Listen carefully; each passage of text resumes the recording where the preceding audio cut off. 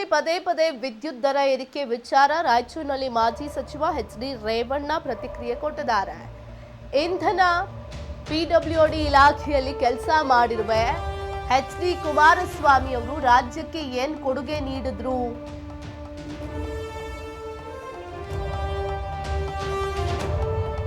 H D. ದೇವೇಗೌಡರು ಏನ್ ಕೊಡುಗೆ ಕೊಟ್ರು ಅನ್ನೋದು ಕಾಲ ಬಂದಾಗ ರಾಜ್ಯದ ಜನರೇ ತೀರ್ಮಾನ ಮಾಡ್ತಾರೆ. ಇಂಧನ ಸಚಿವನಾಗಿದ್ದಾಗ ನಾನು ಬಿಡುಗಾಸು ಕೂಡ ಹೆಚ್ಚಿಸಿಲ್ಲ.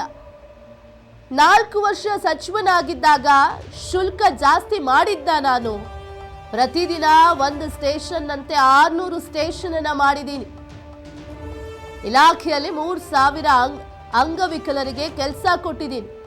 ಇಂಧನ ಇಲಾಖೆಯಲ್ಲಿ ಎಷ್ಟು ಬಾರಿ ಕರೆಂಟ್ ಜಾಸ್ತಿ ಆಗಿದೆ, ರೈತರು ಜನರಿಗೆ ತೆರಿಗೆ ಹಾಕಿ ಗ್ಯಾರಂಟಿಗೆ ಹಣ ಕೊಡ್ತಾರೆ ಅಂತ ಎಚ್.ಡಿ. ರೇವಣ್ಣ ರಾಜ್ಯ ಸರ್ಕಾರದ ವಿರುದ್ಧ ವಾಗ್ದಾಳಿ ನಡೆಸಿದ್ದಾರೆ.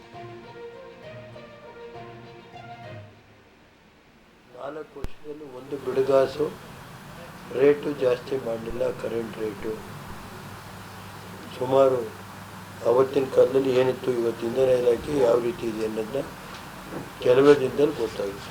ನಾನು ಈ ರಾಜ್ಯದಲ್ಲಿ ನನ್ನ ಕೈಲಿ ಏನಾಗಬೇಕು, ನಾನು ಇಂಧನ ಸಚಿವನಾಗಿ ಮಾಡಿದ್ದೀನಿ, ಬಿಡುಗಡೆ ಮಂತ್ರಿಯಾಗಿ ಮಾಡಿದ್ದೀನಿ. ನಾನಿದ್ದಂಥ ಕಾಲದಲ್ಲಿ ಇಂಧನ ಇಲಾಖೆ ಯಾವ ಥರ ಇತ್ತು, ರಾಯಚೂರಿಗೆ ಏನು ಮಾಡಿದ್ದೀನಿ,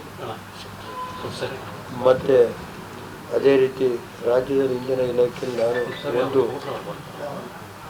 4 ವರ್ಷದಲ್ಲಿ ಒಂದು ಬಿಡುಗಾಸು ರೇಟು ಜಾಸ್ತಿ ಮಾಡಲಿಲ್ಲ. ಕರೆಂಟ್ ರೇಟು ಸುಮಾರು ಅವತ್ತಿನ ಕಾಲದಲ್ಲಿ ಏನಿತ್ತು, ಇವತ್ತು ಇಂಧನ ಇಲಾಖೆ ಯಾವ ರೀತಿ ಇದೆ ಅನ್ನೋದನ್ನ ಕೆಲವೇ ದಿನದಲ್ಲಿ ಗೊತ್ತಾಗುತ್ತೆ.